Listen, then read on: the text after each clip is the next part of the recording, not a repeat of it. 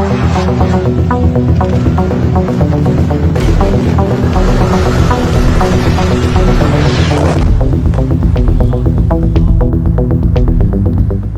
পাকিস্তান সীমান্তে দিনের আলো ফোটার আগে শোনা গেল হেমার মিসাইলের বিস্ফোরণের শব্দ।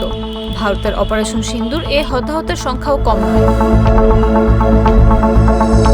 পাকিস্তানের পাঞ্জাব ও আজাদ কাশ্মীরের বেশ কয়েকটি স্থাপনা লক্ষ্য করে ক্ষেপণাস্ত্র হামলা চালায় ভারত। ভারতীয় সংবাদ মাধ্যম এনডিটিভির এক প্রতিবেদনে বলা হয়েছে, ভারত এই সামরিক অভিযানে উচ্চ এবং দীর্ঘপাল্লার হামলা চালাতে সক্ষম বিভিন্ন অস্ত্র ব্যবহার করেছে। অপারেশন সিন্ধুতে কি কি অস্ত্র ব্যবহার করল ভারত?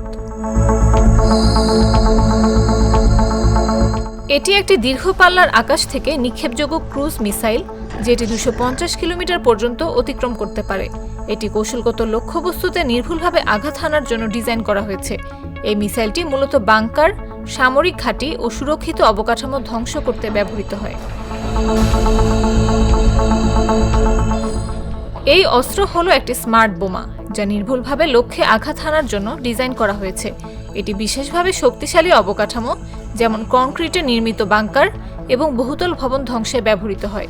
এই বোমা 50 থেকে 70 কিলোমিটার দূরত্ব পর্যন্ত লক্ষ্যবস্তুতে আঘাত হানতে সক্ষম।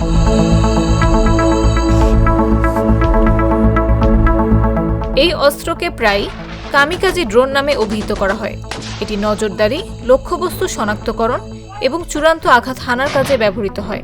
এই ড্রোনগুলো নির্দিষ্ট এলাকায় বাতাসে ঘোরাফেরা করতে পারে এবং লক্ষ্যবস্তুকে শনাক্তের পর স্বয়ংক্রিয়ভাবে অথবা দুর্নিয়ন্ত্রিতভাবে হামলা চালিয়ে লক্ষ্যবস্তু ধ্বংস করে। এই অস্ত্রের বিশেষত্ব হল, একবার লক্ষ্যবস্তু চিহ্নিত করা হলে এরা সরাসরি নিজেদের বিস্ফোরণ ঘটিয়ে আঘাত হানে, ফলে এগুলোর পুনর্ব্যবহার সম্ভব নয়। এদিকে পাল্টা হামলা চালিয়েছে পাকিস্তানও। ভারতের সেনাবাহিনী তাদের এক্স হ্যান্ডেলে দেয়া এক পোস্টে দাবি করেছে, ভারত শাসিত কাশ্মীরের পুঞ্জ রাজৌরি এলাকার ভীমবর গলিতে কামান থেকে গোলা নিক্ষেপ করেছে পাকিস্তান। এর আগে ভারতের 2টি বিমান এবং একটি ড্রোন ভূপাতিত করার দাবি করেছে পাকিস্তান। গত 22 এপ্রিল ভারত শাসিত কাশ্মীরের পহেলগামে পর্যটকদের উপর বন্দুকধারীদের হামলায় 26 জন নিহত হওয়ার পর দুই দেশের মধ্যে কয়েকদিন ধরে চলমান উত্তেজনার মধ্যে এই হামলা চালানো হলো। নাফিস আব্দুল্লাহ, জাগো নিউজ।